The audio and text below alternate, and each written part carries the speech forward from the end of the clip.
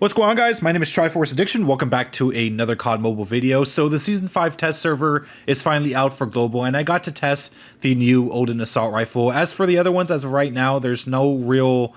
they're not really programmed into the game. That might be that maybe those other weapons are going to be arriving around Season 6.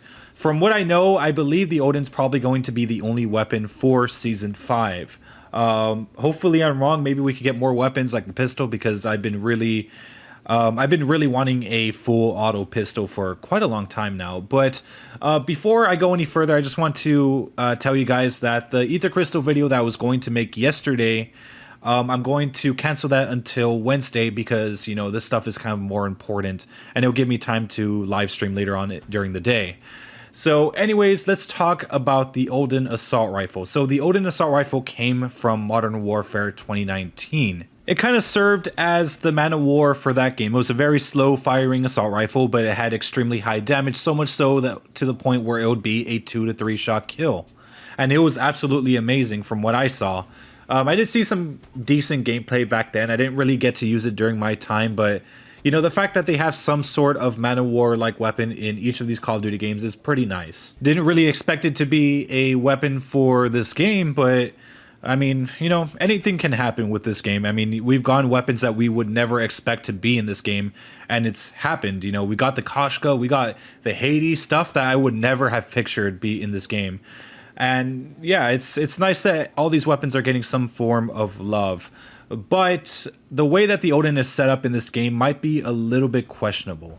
And that mainly has to do with its 2-shot kill range. So the 2-shot kill, like the main damage, I believe is 57, but then in the second range it will lower down to 50, which is still enough to score a 1-shot kill. I mean, even the headshot multiplier is pretty high. It's up to, like, I believe 62. It's the highest headshot multiplier I think I've ever seen in this game, other than just from a sniper rifle. But even then, I mean, still for an assault rifle, that is pretty high. And it kind of makes you wonder whether or not it's going to make the Man of War and a lot of slower firing assault rifles obsolete. Because the way I saw it is that the fire rate isn't really that far from the Man of War. They seem to be really similar. And I know that from experience, because I mean, I've used the Man of War quite a bit, whether it be diamond grinding or just for shits and giggles. But even then, with the Man of War, it's a much slower assault rifle than what I saw with the Odin. It's really fast, has very low recoil. The reload speed is pretty quick as well. They even have a mag that increases your range by 20%, although it does decrease your bullet speed a little bit, but it's not really that noticeable. You know, we have attachments like that, and then we have like this other mag option that I don't really know how it's working, but I'm pretty sure the more it gets developed, the more we'll find out. But as of right now, I'm just not going to speak about that one. But for the most part, the mag attachments are a pretty serious help for the Odin. Keep in mind, the range doesn't drop off that quickly. I mean, within 20 meters, you still have that 2-shot potential, no matter where you shoot, especially on the chest or the arms. Anything like below the stomach, maybe you'll get like a 3-shot kill, but I mean, even then, it's how, like, if you're a person that's decent with this game, it shouldn't really be that hard to score a 2-shot kill. And that 20-meter range is, I mean, you don't really need attachments to extend the range for the Odin. You know, with the Man of War, you need like the Ranger barrel or maybe that huge suppressor in order to increase the range so it could actually stay consistent with its 3-shot potential. The Odin does not. And the thing is that you can make a really fast setup with literally no repercussions. Of course, if you're a person trying to get long shots, yeah, maybe you could put like a monolithic or maybe a Ranger barrel, but even then, you honestly don't need it in normal situations, because in most gunfights, you're going to be really close to the person. I mean, the only other time that I could see people using a marksman barrel or even a monolithic suppressor is in Battle Royale. But, you know, in maps like Nuketown and, you know, even Crossfire, I don't really think you need an attachment to increase range. And even then, I mean, you could probably still use that long shot perk that doesn't have any downsides or upsides. Or I guess no downsides, sorry. So basically, in short, we do have a weapon that pretty much outclasses the Man of War in speed, range, and just power overall.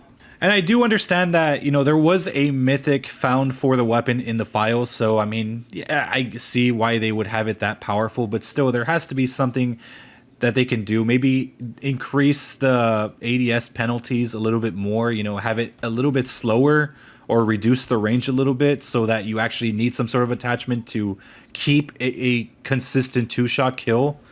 But yeah, like stuff like that can, you know, happen. But again, we have to kind of look at this in the long run because we don't really know what the weapon changes are going to do, especially for other weapons, because they did announce that they were going to be making a lot of balance changes within Season 5. So for all we know, they could make a lot of changes for the ASM-10 and even the Man of War to the point where, you know, they're a lot more powerful and they could actually keep up with the Odin.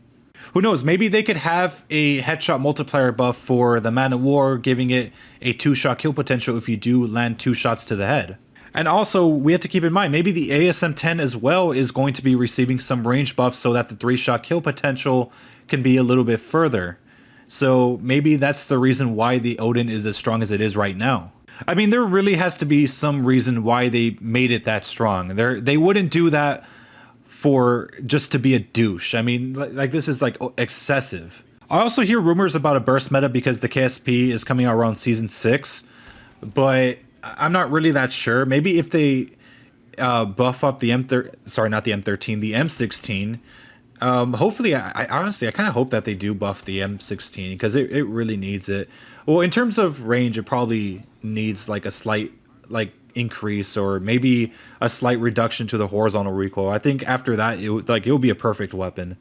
But yeah, I mean, for all we know, the weapons could be completely different. Like once this update actually comes out, and it's interesting. It's really interesting. Look, we just have to hope for the best because if this doesn't change anything, I think the only counter weapon could be like a sniper or SKS. But yeah, or maybe even the AS Val with its its marksman rounds. But I don't know. It is kind of concerning as of right now. But hopefully things can change because we are pretty early into the beta stages, I guess. So for all we know, this thing could be changed later on in the future, so it will be a little bit more balanced. I think they actually let us test the weapon this time because they really needed our input, because in the recent test builds, they haven't really given us a chance to test certain weapons, like the MAC-10, for example. I mean, that was a huge mistake. But yeah. Anyways, hope you guys enjoyed. Make sure to leave a like. Make sure to subscribe for some more COD Mobile content. I'll see you guys next time. Thank you.